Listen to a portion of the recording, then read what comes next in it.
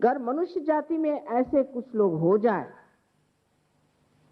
कि जिनके प्रति परमात्मा जागरूक हो जाए और सोचे कि ये मेरे बेटे बैठे हैं ना, तो सारा संसार बच सकता है। कहते हैं कि अगर साड़ी का एक छोर भी बच गया तो सारी साड़ी बच सकती है। इसी प्रकार थोड़े से सहयोगी भी इस संसार को बचा सकते हैं, न्यूक्लियर वॉर को खत्म कर सकते हैं, सारे वातावरण को वो संभाल सकते हैं। पर वो एक दशा आनी पड़ती है। जब तक वो दशा नहीं आती, जब तक इतने लोग यहाँ नहीं होते, तो ये कार्य बन नहीं सकता। जो लोग सहयोग में आते हैं सिर्फ लेक्चर सुनने और चले जाते हैं, उनको पता होना चाहिए कि उनको खबर हो गई है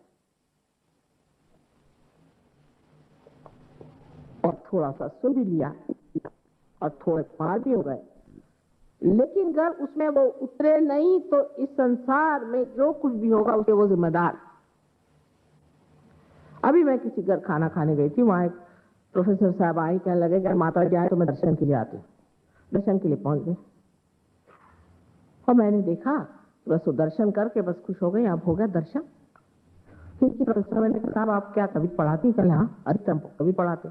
कैसे पढ़ाती हैं आप कभी? अब जो लिखा पढ़ाते। अरे मैंने कहा उस कबीर को समझाने के लिए आपको अभी 7 जन्म लेना होगा। ये तो बात है। मैंने कहा आत्म साक्षात्कार ले लो, इसी जन्म में समझा दो। लेकिन वो नहीं, उनको टाइम नहीं है ना। तब उस जमाने में टाइम तो होना चाहिए था, क्योंकि वो लोग सब स्ट्राइक पे थे। एक स्ट्राइक इतना ही फायदा हो सकता है कि कोई लेक्चर में तो आ जाते हैं लोग, लेकिन उनको टाइम नहीं, क्योंकि एक इश्यू ले लिया उसके पीछे हम लड़ रहे हैं। ये आत्मा का जागरण मनुष्य को अत्यंत शांति प्रदान करता है।